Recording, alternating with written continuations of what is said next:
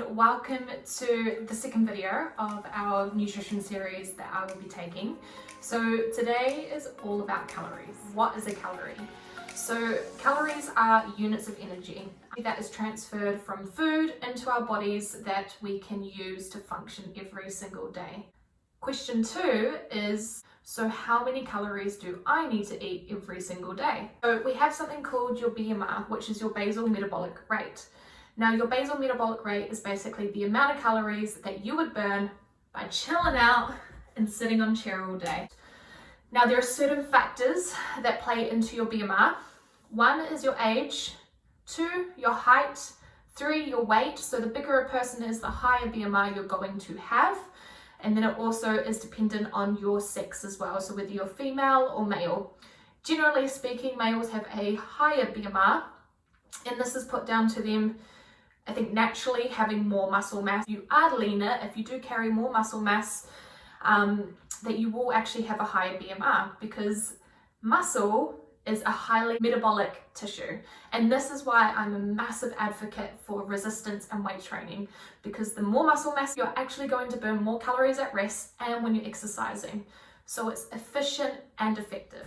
So now that we know what your basal metabolic rate is, I'm going to go to the whiteboard and take you through how to calculate your BMR.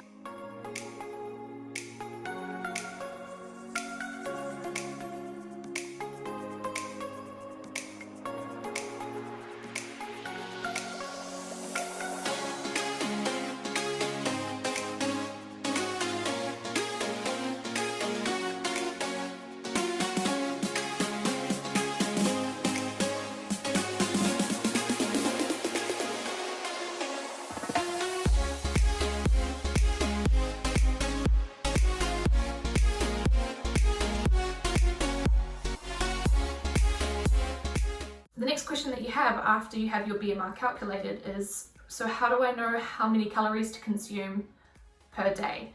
Now we refer to this in the nutrition world as your TDEE, or your total daily energy expenditure needs. So this takes into account how active you are. So the more active you are, the higher your calorie needs are going to be. It takes into account the thermic effect of foods. So certain foods produce a higher thermic effect.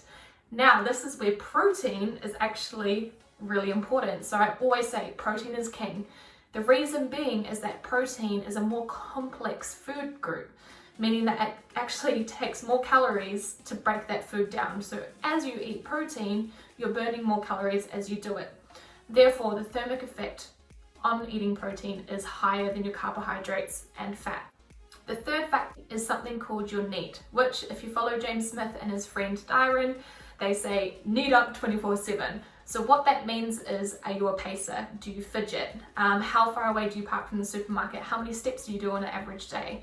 So your NEAT is your daily activity that isn't qualifying or isn't your active time, where you spend an hour in the gym or an hour doing cardio.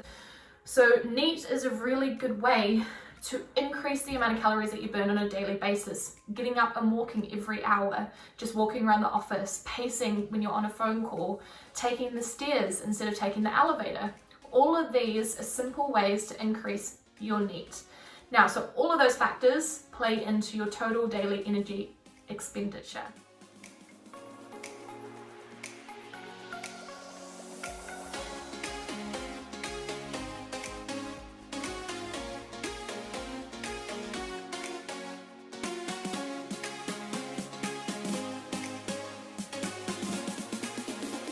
So finally, to calculate our TDEE, we take our figure from our basal metabolic rate and we times it by our predicted activity level.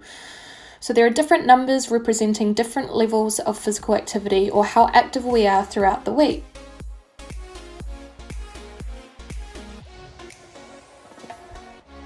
So we pick the activity level and then we will times our basal metabolic rate, or our figure, by the activity level, and this will give us our figure for TDEE. So now that we have calculated this client's TDEE, which is at 1,925 calories per day. Now this is an estimation of what this client needs to maintain her current weight. So if he or she were to consume 1,925 calories every day, their weight should stay the same. Now, if you wanted to lose weight, this is where we would look at a calorie deficit. Now, the way that I calculate a calorie deficit is I take 10 to 15% of your TDEE calorie figure. Now, this is a nice way to start a calorie deficit. It's not too aggressive, and you can always have room to play around to increase your deficit if you're not seeing the changes. 10% of that is about 190 calories. So let's just round it up and go 200 calories. Client's weight loss calories or calorie deficit is now at 1,700 calories. So what happens when you're in a calorie deficit by 200 calories, your body is then forced to get energy from somewhere else. And this is where we tap into our fat stores.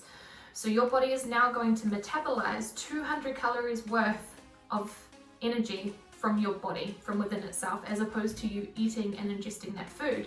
So what we see is a decrease in body fat because we are now transferring that energy from our body fat stores into energy.